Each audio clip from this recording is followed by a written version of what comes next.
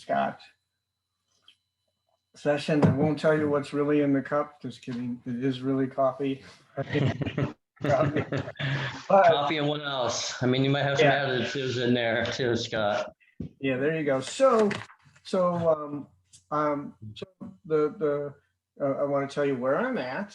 You can see the background. And so I'm actually local today. Today, I'm actually in Newport Richey, and I'm at a little, what we refer to as a mom and pa little restaurant. They're big with breakfast, but they do serve lunch and dinner. And the name of the place I'm at is called Central Park Family Restaurant. And if you look them up online, you'll see a skyline view as their main image of what city? Central Park, what city would I be in? Central New New York? York. New York. So I believe that the owners of this restaurant must be from New York. And that's probably a really good guess. But the reason I am I'm coming from this restaurant today, and believe me, they do have great coffee, but they also have great breakfast. So if any of you like omelets, this is the place to go. They have, I'm going to guess, probably 40 different selections of omelets. They have pizza omelets, buffalo wing omelets. They have every kind of omelet under the sun. But it's good. So I'm an omelet eater. If I do eat breakfast, I love my omelet. And but what I want to do is make this part of my message today for success strategies. And here's what's unique.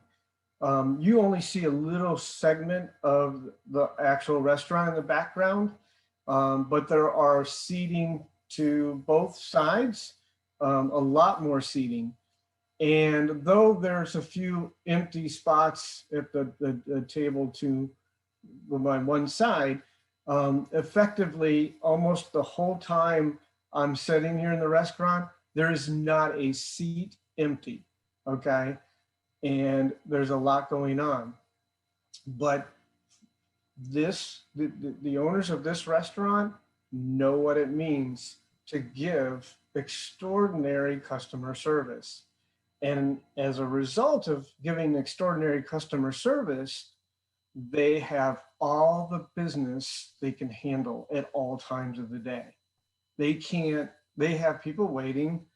However, they really got it down to a science. So though that you might wait to get a seat, they're very quick.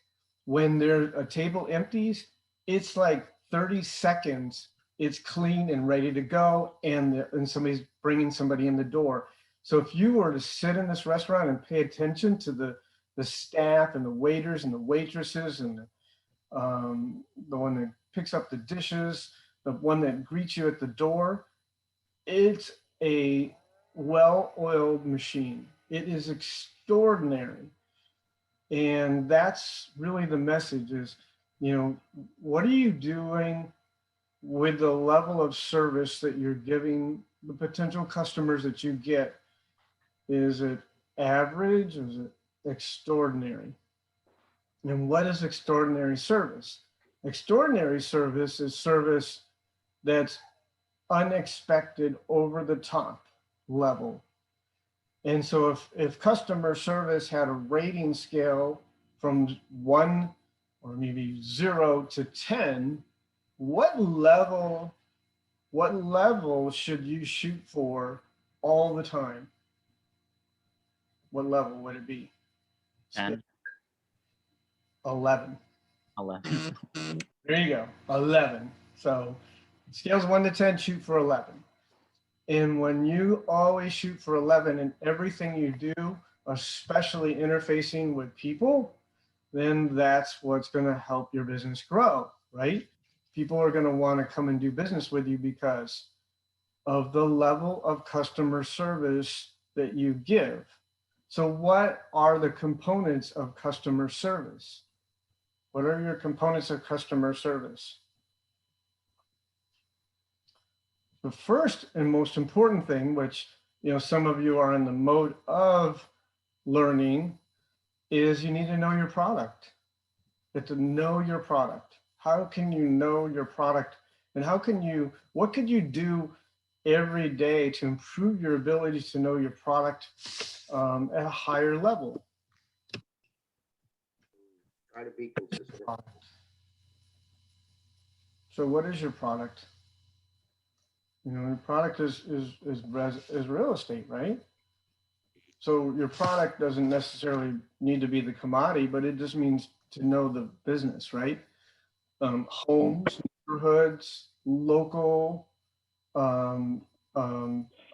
just the mechanics of the industry, all of that. So the moral of that story is that every single day in the morning times, remember in some of my messages previously, when is the best time to really get your mind in the right zone and spend the time to get yourself going is in, what could I do? Could I watch something, read something, go do something that will extend my knowledge of my product?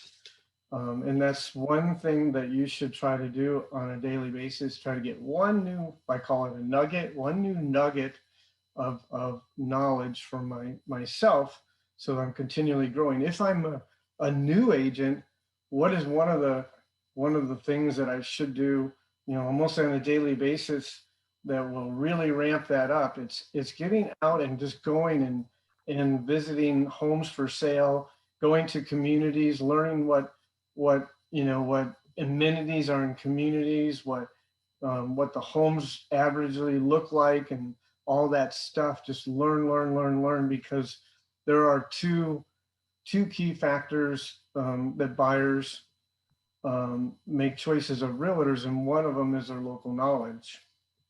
And if you really don't know, and all you're doing is being an agent that, somebody says, a 3-bedroom, 2-bath with a 2-car garage, and you just vanillally go in the MLS every day and search them out and send them to them. No intimate knowledge about, those communities these homes are, or what side of town may have more of a flavor for them because of, the lifestyle or something like that. You're not really doing what you should be doing. You need to go out and learn. So get out and do that. Another, maintain a positive attitude. So, be, ultimately positive at all times. We all have different personalities, but let's take back the restaurant. Here is something that I observed just because I actually decided to observe.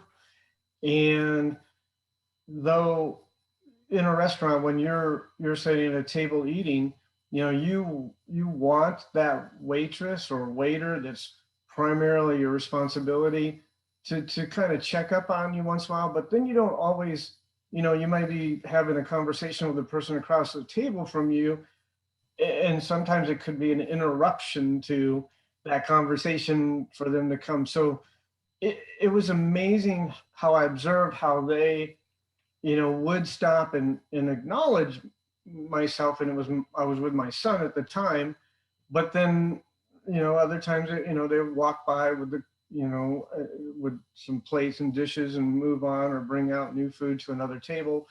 But they seem to have such a cohesive way to observe and know when, hey, let me stop and say something. And when they didn't, I felt very, very positive about that. But when I talk about extraordinary service, this is one other thing that this restaurant does that most do not do. And that was that though neighboring waiters or waitresses weren't really responsible for my table or the table my son and I were sitting at, they also would pop and stop and say, hey, do you need anything? And then our waitress, I noticed would do that at their tables. And so instead of what we normally see in a restaurant environment where one person only is the person that talks to the people at that table, they were teamed together and they were basically working and helping everyone in the restaurant cohesively. And I thought that's an amazing thing. As a result of that, it's an incredibly strong place to go eat, and you love to go back. And what's really cool is when you are given a level of customer service where people don't, necessarily are focused on it, it's just that they felt great about the experience with you because of the little things in the middle that you did over the top. That's what you're looking for. And it's because what? It all relates back to one thing, is how you make people feel. And if they just have this reason to feel, want to get closer to you because of the things that you're doing, and it's subconscious. And that's exactly the experience sitting in that restaurant that I got, where we weren't really, necessarily needing to be focused on what people were doing, but subconsciously we were attracted to the level of service that we were getting, and the quality of the food was incredible too. And though this restaurant was so packed with people, the timeliness of getting the food was really incredible. So they, in all, they had again, a real oiled machine, and they had it down to a science.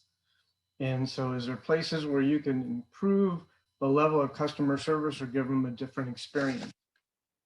And so positive attitude, whatever you got to do, is you have to be, extremely positive. No matter how negative somebody might be to you, you've still got to try to be positive. And I know that could be very hard at times. And then when someone is, extremely, tearing you down mentally, and then all of a sudden you got to switch gears because another phone call comes in, it's another customer, you got to quickly swish under the rug the negative, and then you got to be positive. People also want you to be, more bubbly and outgoing and energetic, and it can feel that, right? So when you have conversations, even on the phone, you can tell, without them saying I'm having a bad day, right? You can almost tell when somebody's not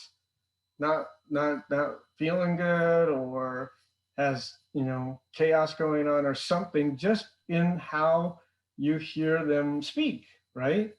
And so you always have to try to have that energetic voice and positive voice for whatever, no matter what's going on, that it's a great day.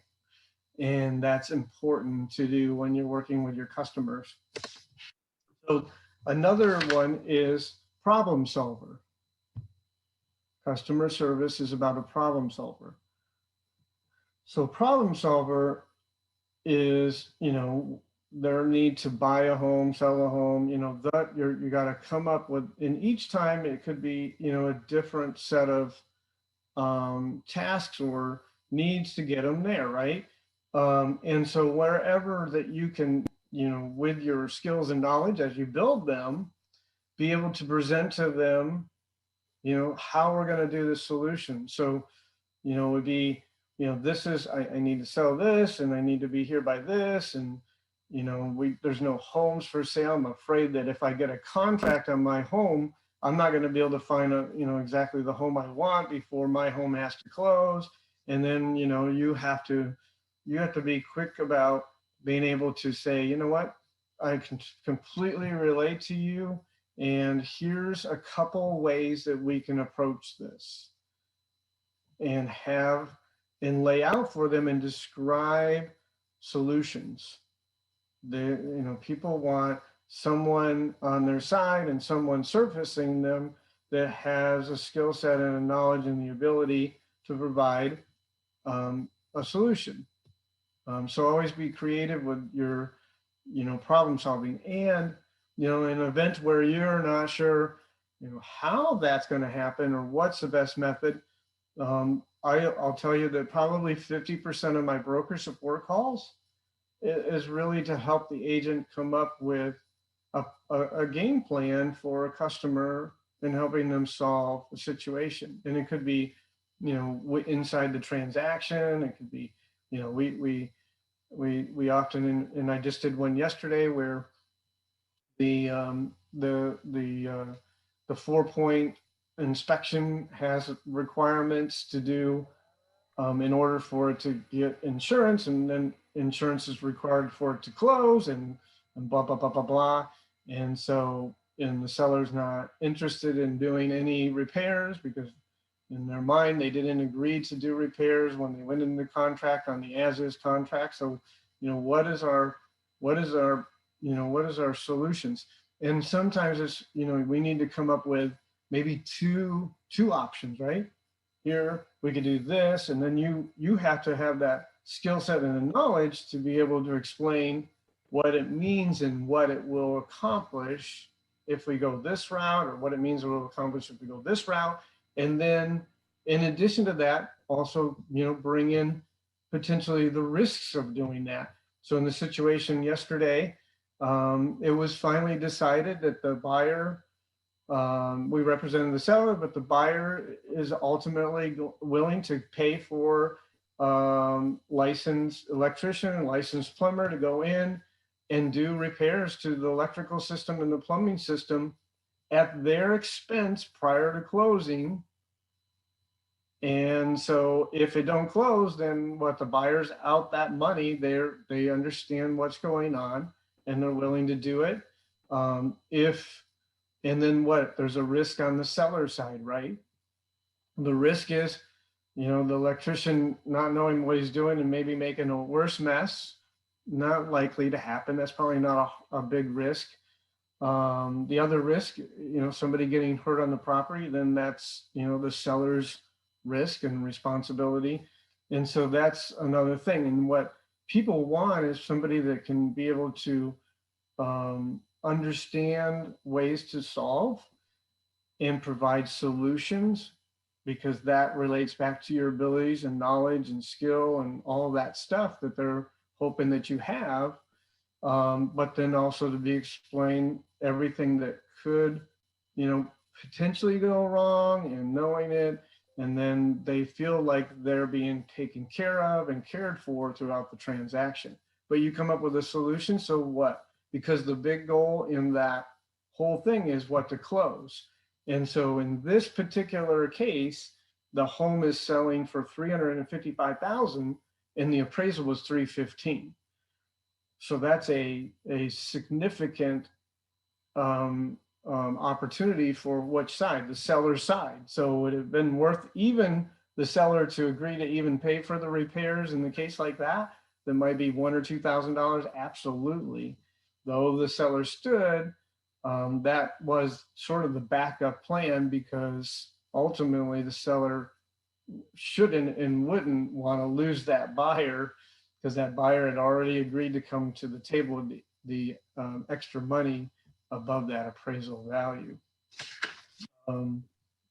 Anybody want to add anything in, or I don't necessarily want to be the only one talking? Okay, so I'm going to go on. Whenever, someone that you're servicing is looking for information, respond quickly. Be ultra responsive to the customers. You may know what the answer is, or if they leave you a voicemail, just as soon as possible, return their call. But also there is something I want to say about that, is be in control of your business as well. I got a couple people coming in. Make sure that we retain control.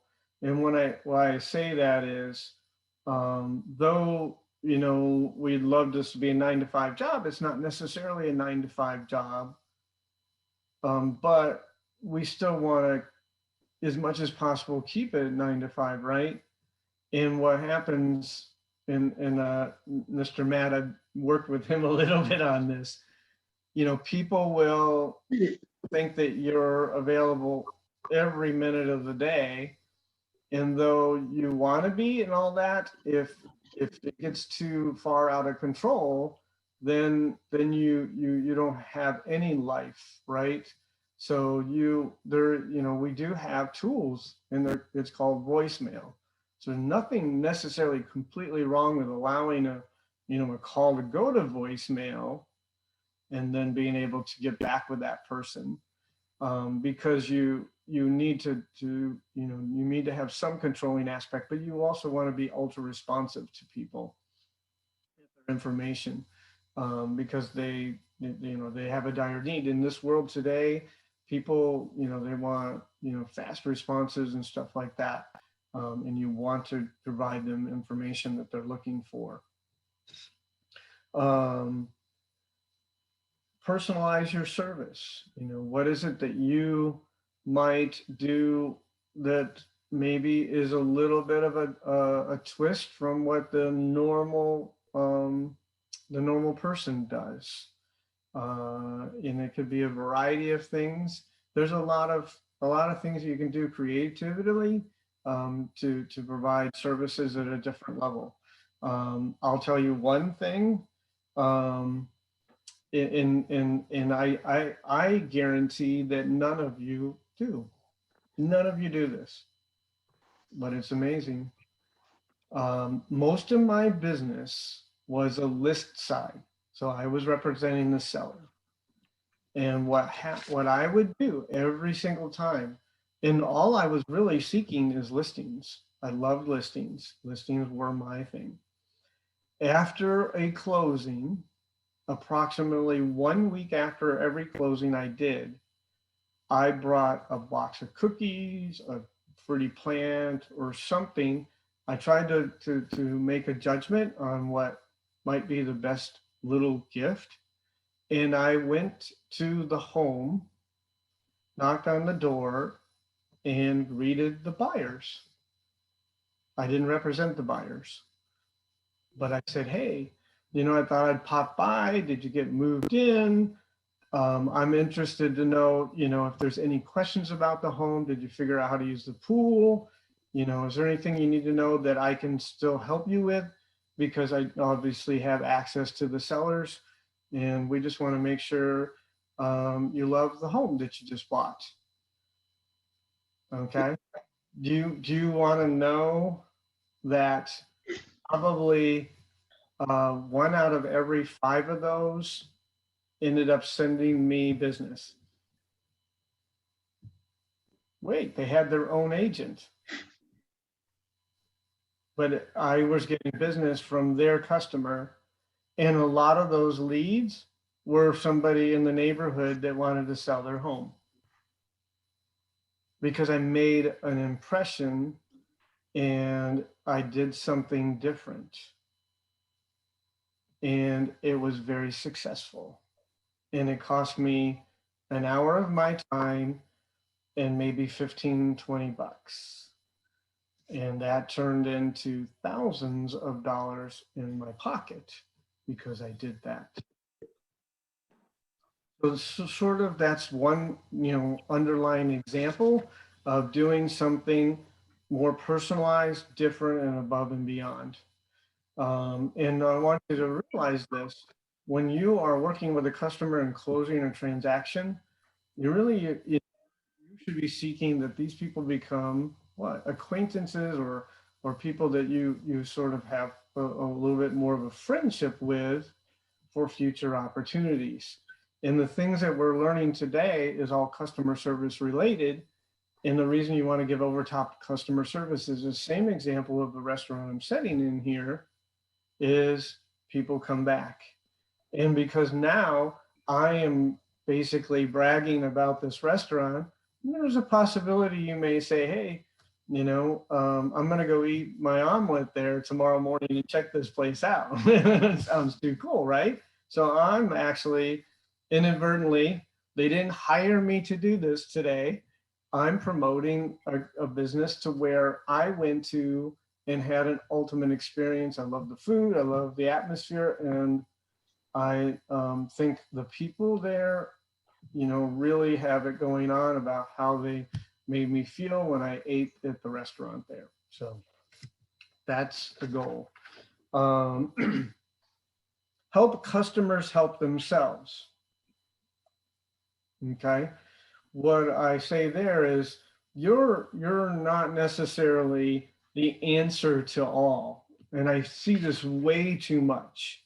You feel like you're now responsible to do everything that needs to be done in every situation with the customer, though, we would want to have that natural thing because we're trying to do customer service, right? You become a database of resources. So here's, for instance, somebody's considering a particular piece of vacant land and they want to know, what size house they can build on it, or, a certain aspect of it, or they're looking at a home and they want to know, is the backyard big enough to put a pool? Okay. Or, whatever. You don't need to figure out whether they can put a pool there. You need to be able to tell them, hey, I know a company that puts pools in, and here's their number. You can talk to them. Maybe they can swing by, look at the space and give you an idea. And then maybe they can also give you a quote for what it might cost to put the kind of pool you want on the lot. Or, as far as what size homes and stuff you can put on this lot, that would be the county building, and specifically, the building department. And here is the address to that place and a phone number. And maybe you can just speak to them on the phone. I need a quote on whatever. You become a resource, not necessarily having to do the answers. Okay, so keep that in mind. That's very important.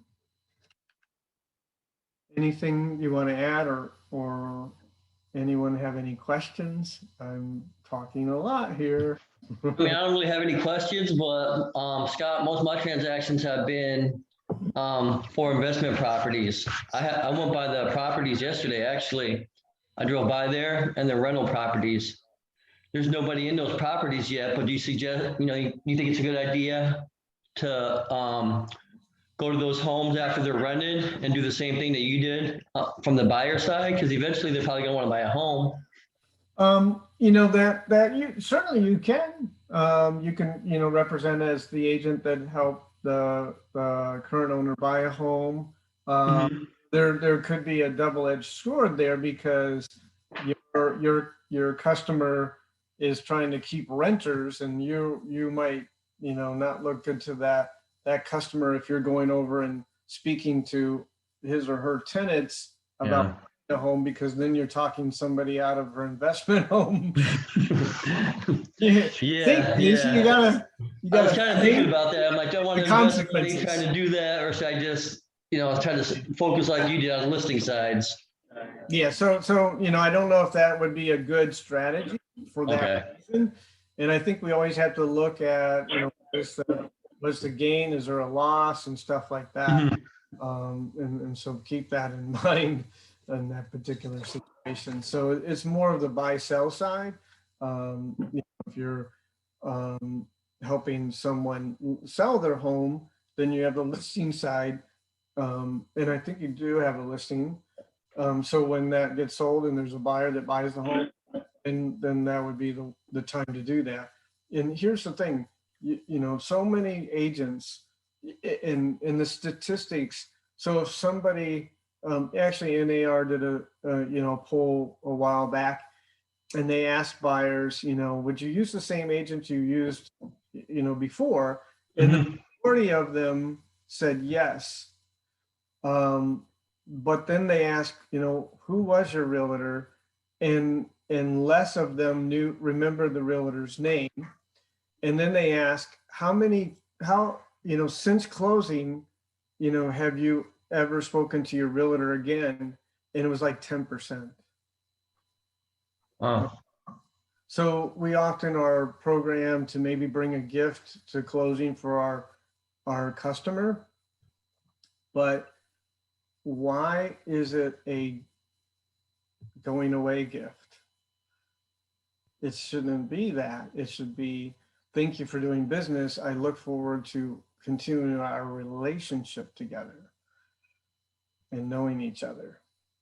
And so that's why we need the tools, we need the database, and we need to every single day, once you have closed some business, or whether you haven't closed business, every single day, you should be making phone calls to people that you know.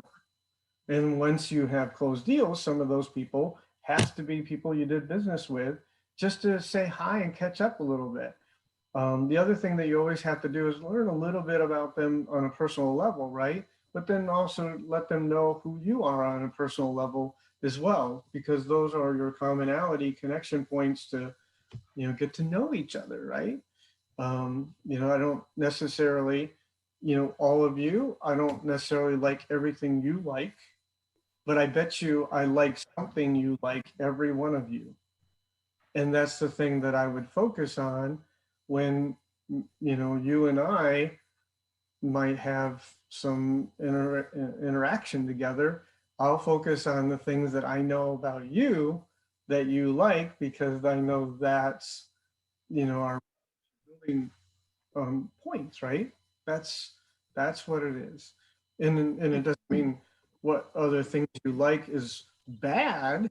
It's just not my personal interest. So I'm not as focused on those. But when we talk about something that we both like, then our conversations are what? Enlightening. And what happens? I make you feel good, right?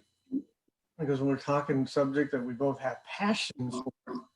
And that's extremely valuable and strong. And you have to know these things. So when you enter you enter new people into your database system, what is one of the first things that you need to do? We need to put their name in there, right? Their phone number and email address, that stuff I can put in there at any moment. But the first thing that I go for is notes. And the first thing I put in the notes is everything I know about them. And that could be the names of their children, the name of their dog, where they moved from. And then anything that I learned that would be something that I could use in future conversation or, like kind passions. That's extremely important. You truly create friendships with people through your business.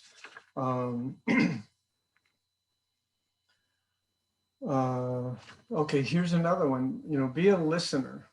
Sometimes, and I'm extremely far better than I used to be about this, because when somebody would start speaking to me, I'm like, okay, I know what you need. And then I would basically cut them off and start responding or speaking, causing them to shut up. And then only to find out that I probably should have been a better listener and listened a little further, because though I thought I knew maybe what the purpose of them speaking with me was, I didn't realize that I was incorrect. And so you need to be a good listener. Here's some key ways of doing that. So, please tell me and describe the perfect home that you would love to have for you and your family, and let them talk. Okay. And here is a skill that you should also, teach yourself to have. When then they speak, especially important points, you can also tell when somebody is, speaking of something that's really important to them, right? It's really good to say, oh, and then repeat back what they said. So you want a 3-bedroom on a conservation lot. And so I'm kind of curious, what's so important about the conservation lot? Just the serenity of it, the privacy of it. Is there other factors that might be important for me to understand from you about conservation lots. Because sometimes maybe they think that they need a certain aspect on their property, but it really isn't important. Sometimes people will, you know, decide things based on what other people tell them as well. But then, you know, and here's an example. In this market, we have a fairly strong amount of sinkhole homes. And many of those sinkhole homes have been repaired. And so people in general, especially if they're coming from other areas of the country and stuff like that, are like, oh, sinkhole, you know what? No way. No, I don't want anything to do with that. But, you know, is it really bad, a sinkhole home? You know, your opinion and my opinion may be varied on that. And that's why we're different people.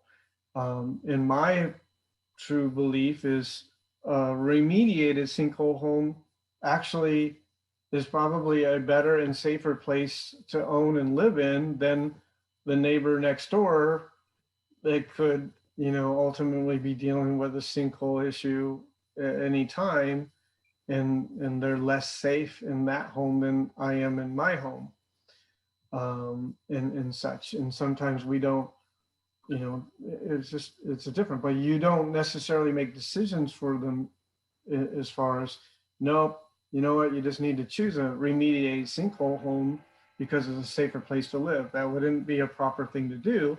But what we have to do is we have to educate people. You know, I just want you to understand, you know, some more things about, you know, sinkholes in Florida, and when a home is remediated or, you know, not ever, you know, been tested and potentially could have a sinkhole. There are certain things that we look for that give us signs that there may be sinkhole activity on our property. That's what people are driving for, is knowledge and stuff like that, and being able to share and give them facts.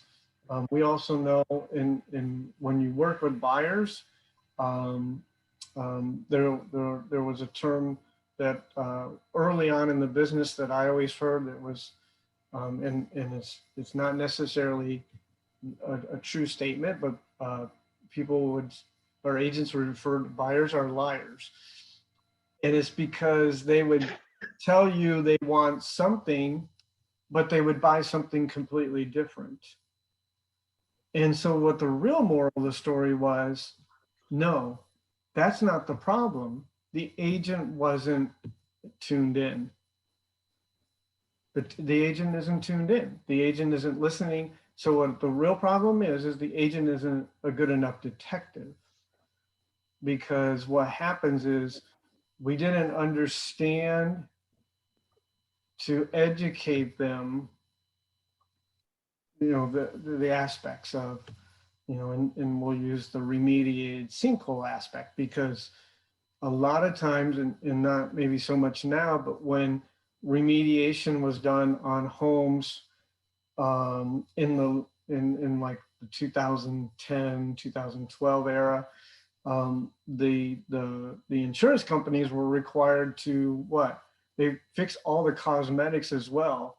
And often you can drive in certain neighborhoods where there's a significant issue with sinkhole activity that occurred. And what you'll see is, you know, homes with concrete driveways and homes with driveways with all the blocks, I guess, what do you call them? Little pavers. Pavers, that's what I'm Yeah, we have a lot of that here, up here in Spring Hill. We have, that's pretty common up here, you know, the sinkholes, and you Yeah. drive down the road, you'll see a lot of the regular driveways, and then you'll see a lot of the paver driveways.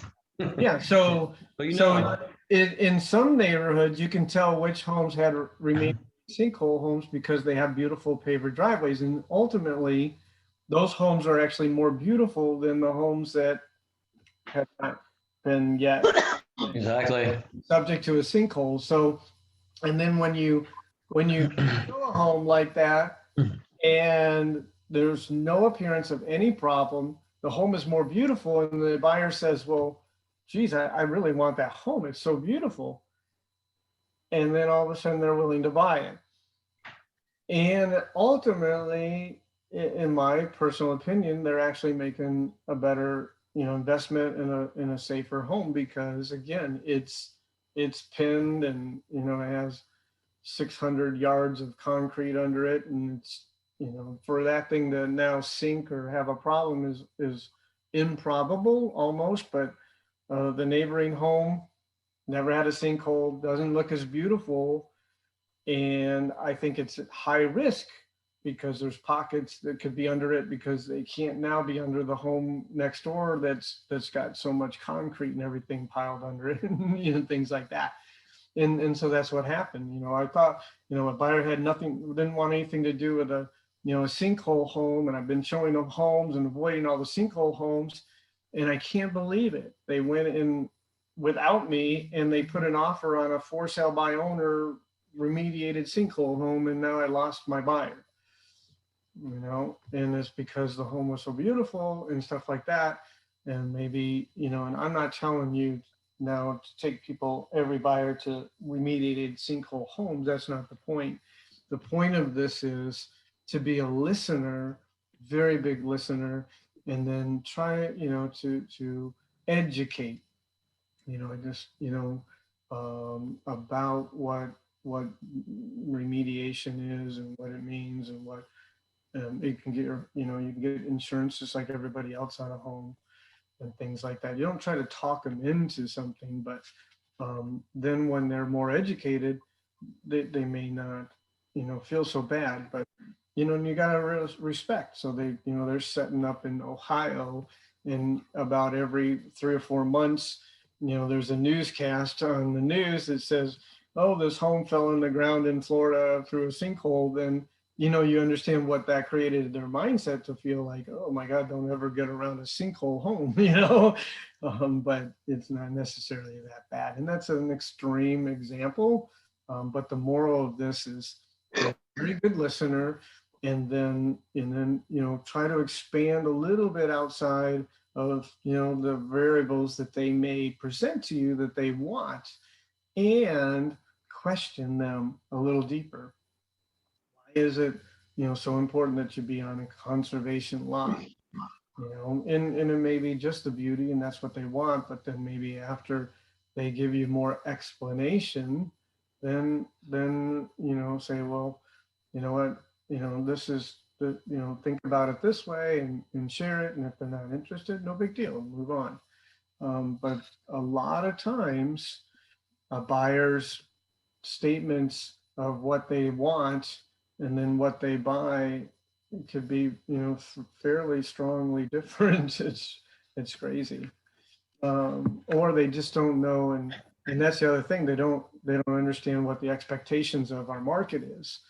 And so they think that, you should be able to buy a 4-bedroom, 2-bath home with a 2-car garage for $125,000, because that's what they cost in Ohio. Well, no, you're going to have $400,000 to do that here. Why you just in Ohio, man? That's where I'm from. I don't know. I just said it. I'm from Michigan. Hey, you making fun of Ohio? Like we got cheap homes up there, but I get some nice homes in Ohio. No, but what's funny is you say that about Ohio and the sinkhole, because when I moved down here 15 years ago, I saw this stuff on the news about sinkholes. And when I came down here to buy a home, I didn't want nothing to do with the sinkhole. But then the more I listened and the more I educated myself, I did a 180. I live in a sinkhole right now that has been repaired. And I do too. Like, they're more beautiful, man. They're a lot more of the upgrades are done on the outside, all the cosmetics, and it was just taking some time for me to think outside the box, or try to just learn a little more and listen to what people were saying about it. Yeah, you live in a safer home. Mm-hmm, absolutely. Period. Would you rather be on 6 tons of concrete or 6 tons of sand? Yeah. I don't know. So you don't. Yeah. So, but that is my opinion, because some of you are like, Scott, I would never buy home either. I was that way. Okay.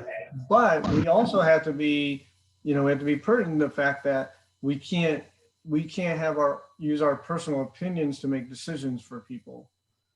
You know, we can tell them, you know, facts, but you know, if we start, you know, selling homes only based on people, they need to agree with what I agree, that's not going to go very far either. You're going to lose your customers likely. So, you know, but there are certain things about home buying that are very important to all people. And, you know, it's like location, crime rates, maybe school districts and all that stuff. And again, you're a resource for that information. So what is a good website to go on for the consumer to determine what, you know, like what school zone they should buy in, because the school system is extremely important to them because they want their children to have, you know, a better education.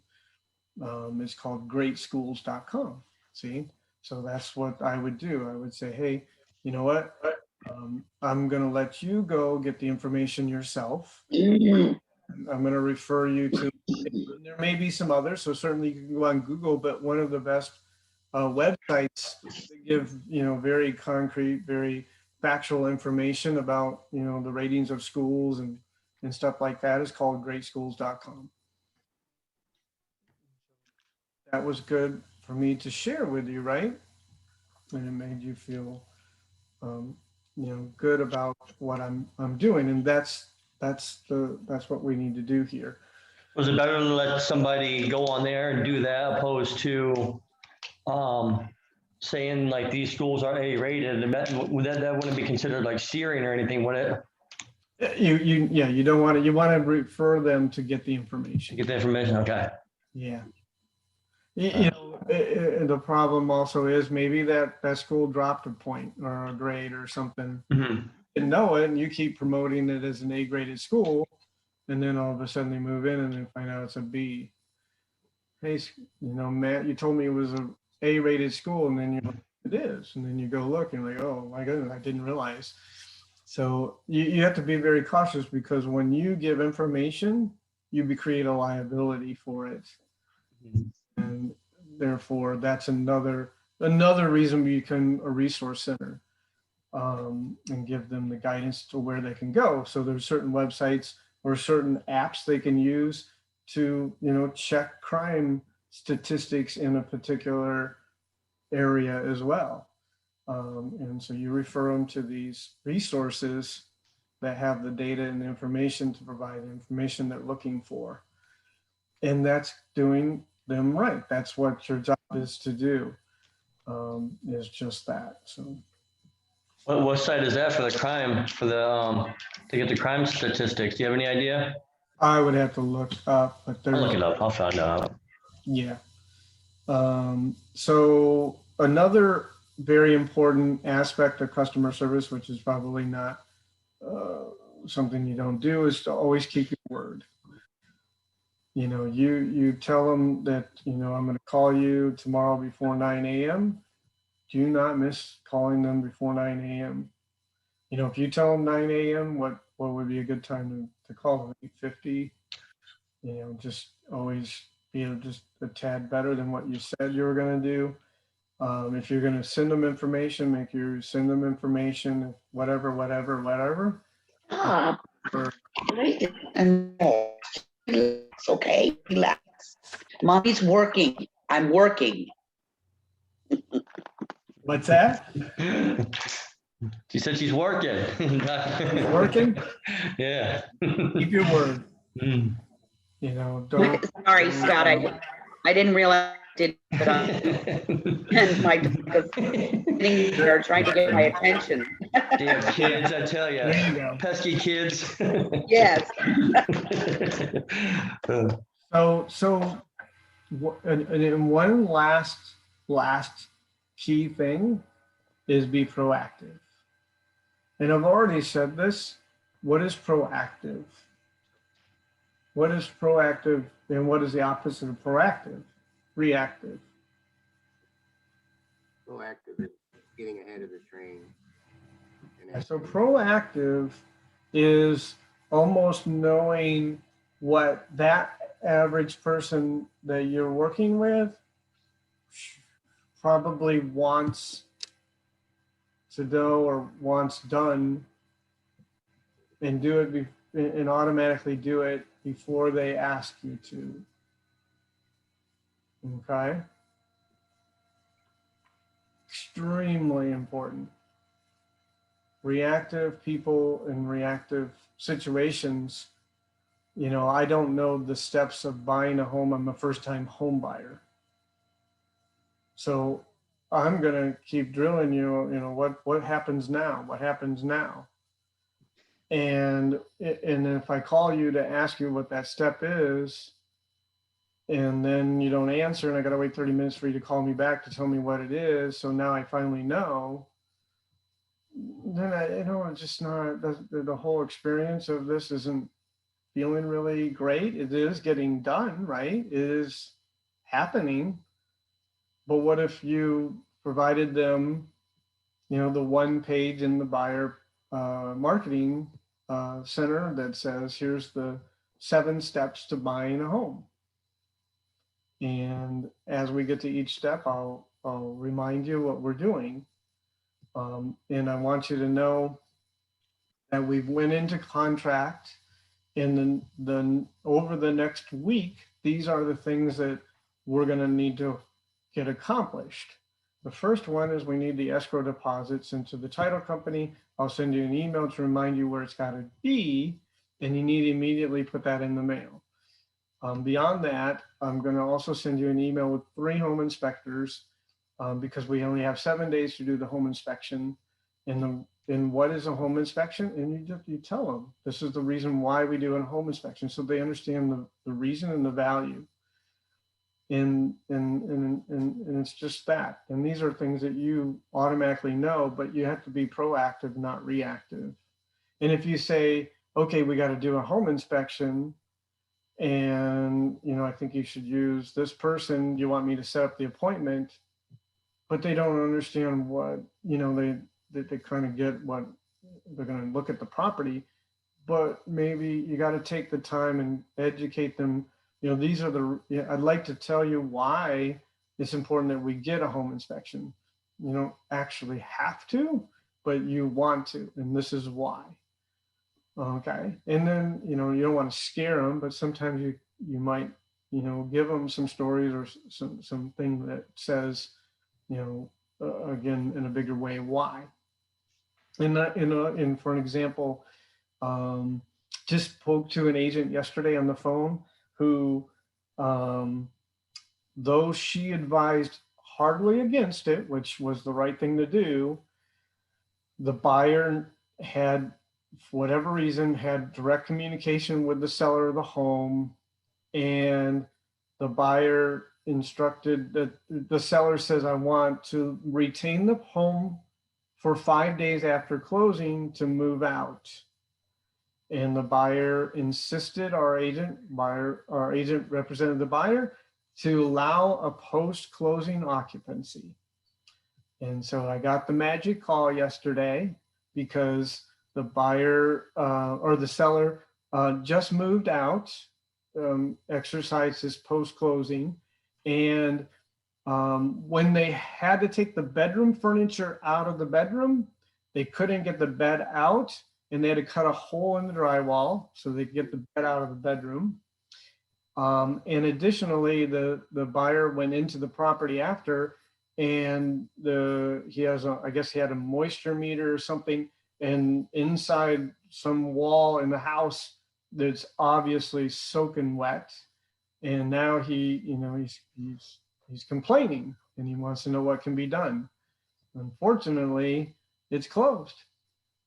And now he's retaining a lawyer because he feels that, you know, all these things happened. And, you know, so we don't necessarily, it would be my hugely recommendation to never do post occupancy if you can help it, or pre-occupancy either. I think you always say, you know what, if you need more time, we'll just move the closing date. You know, once you get the money, we get the keys, and we can move in and you're out. that kind of thing. But there might be some extra circumstances, and I'm not going to say that 90% or 95% of those situations it doesn't go bad, but you don't want to be caught up in the 5%, right? And it's just not a good idea.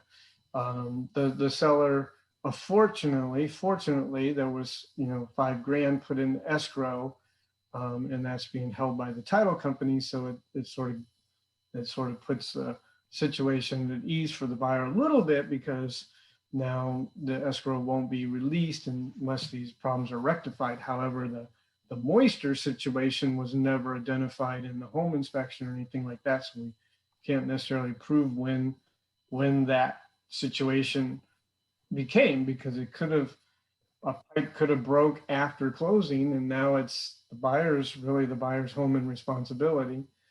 But the buyer didn't retain the home. The seller was still living in the home, and so it just creates a complication. So Did you say the seller put $5,000 in escrow? $5,000 was retained in escrow at closing by the title company, and is not able to be released until the buyer's happy with everything. Okay, is that now just because of that 5-day occupancy period? Mm-hmm. Okay. So that was the right thing to do to Mhm. protect the seller or the buyer, but now it's a nightmare, because now they're getting lawyers, and no one wants to get into that situation. So, but you need to what people need from you, and to know, it's like knowing your product, knowing your real estate, is to be able to stop you. Do you understand? And ask them the question: do you understand the value of why we should get a home inspection? Blah blah blah blah. And then might have to, and I don't think you don't necessarily scare them, or the opposite, tell them it's no big deal, don't get one, right? You always advise it, but maybe sometimes you can add in a scenario. I just want to let you know, this, one time I had this buyer, and blah blah blah blah blah, and this happened. And if we'd done a home inspection, we would have known some things that were hidden that we can't just see looking at inside the home as a person. The home inspector dug deeper and found this, and no one even knew. The seller didn't know about it, and those kind of things. So, I often get asked by, a call from an agent and says, the buyer's paying cash. Do they need an appraisal? Or the buyer's paying cash. Do they need a home inspection? Or the buyer's paying cash. Do they need a survey?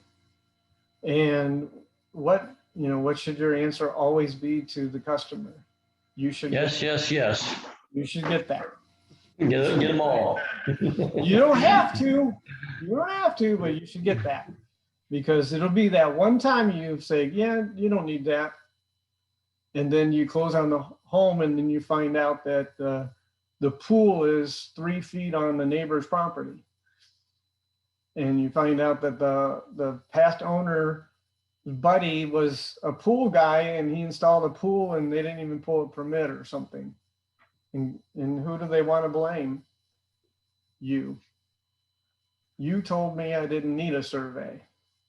Yeah. Always say you should get. You don't have to, but you should get. If you ask me, you should get. And if you don't, then you're on your own. And then when that call comes in, you say, this is a reason why we should have gotten a survey. And, there's not, because at that point, there's nothing you can do for them. They're on their own, whether or not they have legitimate, legal action against the previous owner, but it's always a nightmare at that point. And then you ultimately have a customer that has a very bad experience with a home they own through your services, and you don't want that. You'd rather identify the problems before closing, and then either they get rectified or we don't close. That's your duty, is to stand up and say, you know what, this needs to get rectified, or we're not closing. And,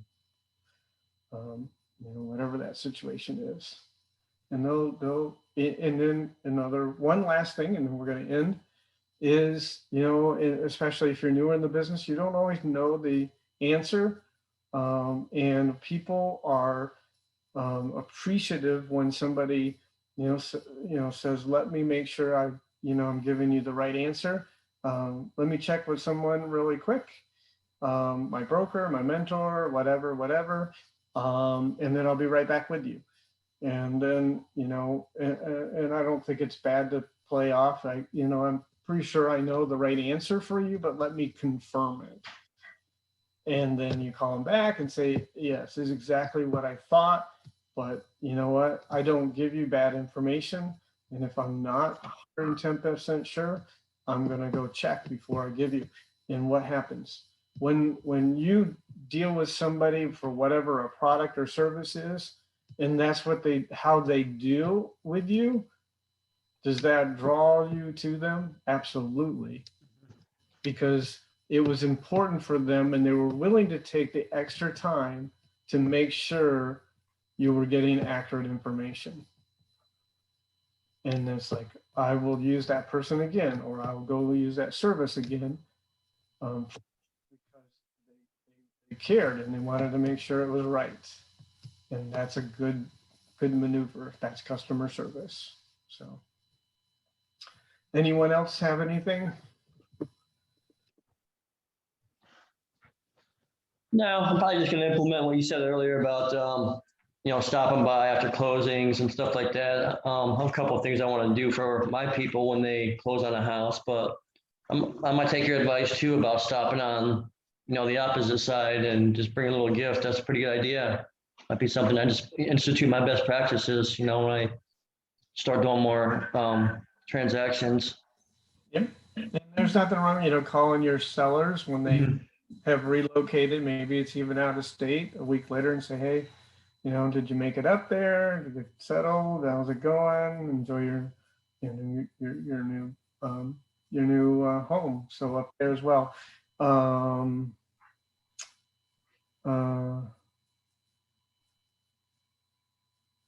So Leanne Carr, does anyone follow up with the other side's buyers?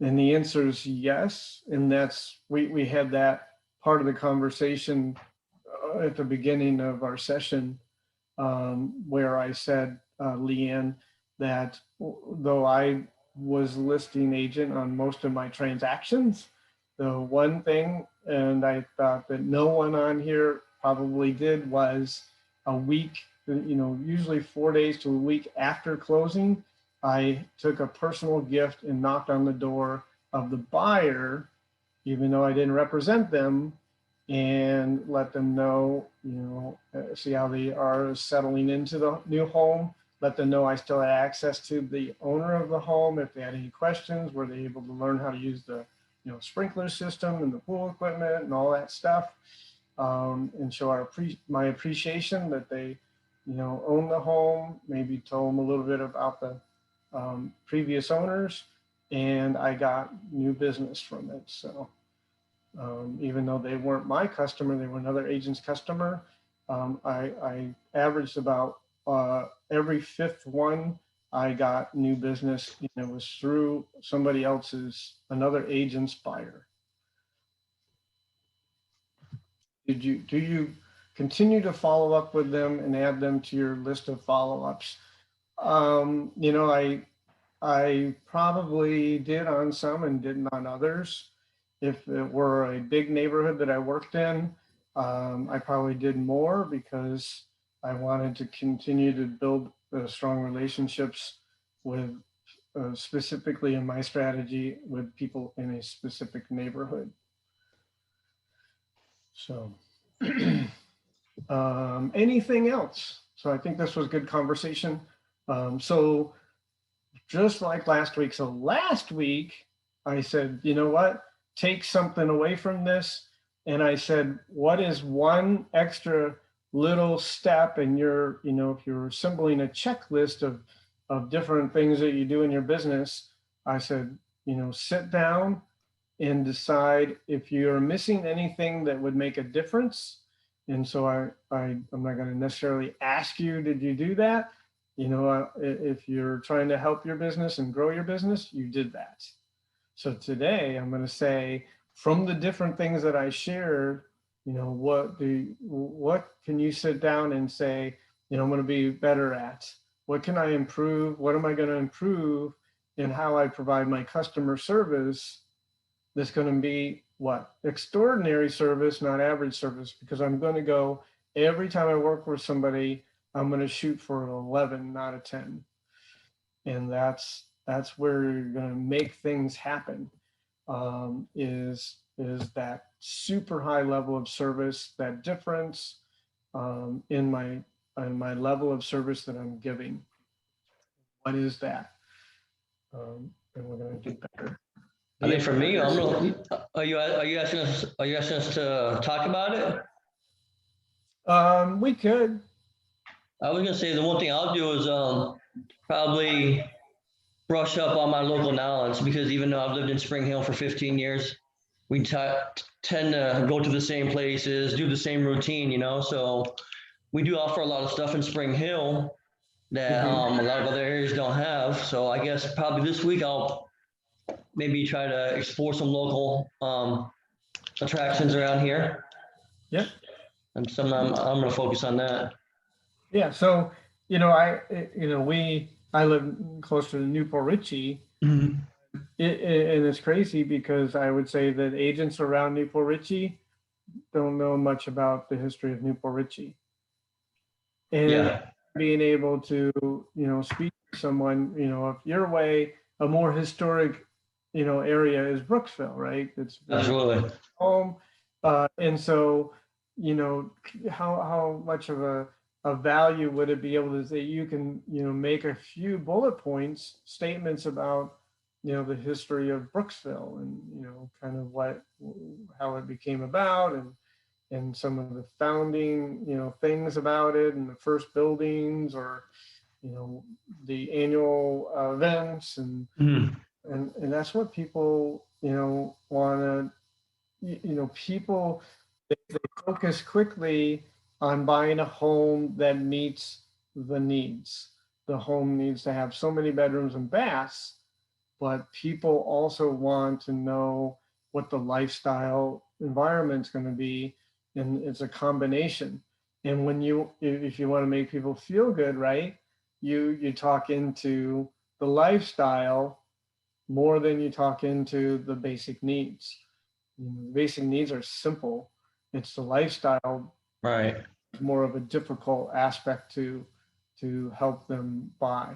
And so you come in and speak the lifestyle stuff, now you're really going to get traction with them and say, you know what, I know you like to run every day. And this particular neighborhood is right next to this bike trail that goes up and down the Suncoast Parkway and that kind of thing. So well, that'll be my focus. I always take notes when I'm listening, but that's what I'm going to focus on this week. So thank you for that. excellent. All right, well, it's been a Hey, great Scott. and yes. Hey, Scott, before we jump off, sitting here, that you've been helping us, listening, but working to find a house on iPhone on Florida Luxury app to find a house for a buyer, which I spent yesterday all along with, and with the help of the app, we looked at properties for 8 hours out in the field when I only left the house, only one house they to see. My point is that the Florida Luxury app is so helpful. So helpful. Because I'm using obviously Zoom on my computer, but I'm using my phone right now to search for the house. So I'm doing things on, and when I'm out in the field, is because it updates so frequently. So homes were popping on the market as we were out and about, and we were adding on. So we kept going and going and going, even in the rain and everything. We just kept going. That's awesome. That's awesome. And I'll just give you the number. We paid 3 times more for the new app than we did the old one. we don't really didn't pass on that cost to you. The cost will be returned in helping you, when I say the proactive part, that app is proactive. That is Yes. a tool. And then when I say a different level of customer service, what did I say? One of the things that we have to do is we have to solve problems. Yes. When we have such a broken way of trying to give them information, okay, you're not going to be able to, know about homes that I think are coming on the market until I have time to go in the MLS and look at the hot sheet, and then I'll send them to you. Mhm. Because most of the things that they have access to won't show those listings for 24 hours, right? So Right. that tool is incredible, and thank you, Wendy, for sharing that. I'm going to probably Yeah. Well, do a skip video or something with my daughter so people realize yeah. I'm proud of it because it's awesome, and it's Here's the other thing. best things we've ever provided is this new version of this app. It is the other thing that when you pull up a listing and you're sitting there in front of your buyer, that house has been on the market for 4 hours. Yep. And when you let them know that, the search engines that they were using are only getting 12 or 24, Right. they know that your app rocks and they Yep. immediately want to start using your app. Yeah. Like that, and you add, so many more listings on to go and see. It's so powerful. Thank you. And then a way that they can inform you of things, ones they like. Yes. Ask to see one. It's just they don't have to make all these phone calls, give voicemail, none of that. It's all push notification back and That's right. it's Yeah. just you have a direct connect with the customer from your smartphone to their smartphone because of this app. It's a direct connect. Yeah. Yeah. And I get these little notifications that part and no right way I'm going to schedule a showing. Yeah, excellent. Well, thank you for sharing that. It makes me feel good. Sure. But I'll probably do probably a show and tell skit with my daughter or something because she's using it like crazy. I can't even. Mm-hmm. I watched her the other morning look at her phone, and it had 5 homes notifications where her customer tagged them as ones that they favorited. And then she just got on the phone and says, okay, I see the 5 homes that you tagged. Did you want to see them? And they said, yeah, those are the ones I want to see today. And she said, no problem. And what day, what time do you want to start? She didn't have to ask for addresses or nothing because she had them all. And all she just said was what time and let's go. It was no problem. And it saved a lot of time. She instantly knew it was all cool. So excellent. Thank you so much for the updates in the fields that we can search also in there, like waterfront and pool and how many days on the market. All those things that we didn't have before. It is so powerful. I've even shared it with another realtor to try and recruit another realtor. That might actually work. So that's awesome. Thank you. All right. Well, good. Hopefully this was good information. Thinking about your level of customer service and trying to be extraordinary, different, better, more valuable, be a huge resource to your customers, be a good listener, make sure you educate and use documents in the back office when you're meeting the buyer for the first time, taking that extra. So when I talked about checklists last week, what is one thing you should have added? If you're not doing, when you have a new buyer and you go meet them for the first time and actually show homes, have you been doing this? Have you been printing out some of that flyer information, putting it into a nice presentation folder, greeting yourself first time in person, handing it to them, letting them know there's information that helps them understand a lot of different aspects about buying a home and then going and shopping homes. That's one little piece of checklist item that I would have added because it really makes a difference. and what else, and then the level of customer service. So great. I appreciate that you spent your time with me today. We will have our normal agent chat with the brokers tomorrow morning at 9 o'clock, and we look forward to that session. If you have things that you would like to bring to the table, that's your time. I don't speak as much, you speak to me, and then I respond. So thank you very much, and make it a great day.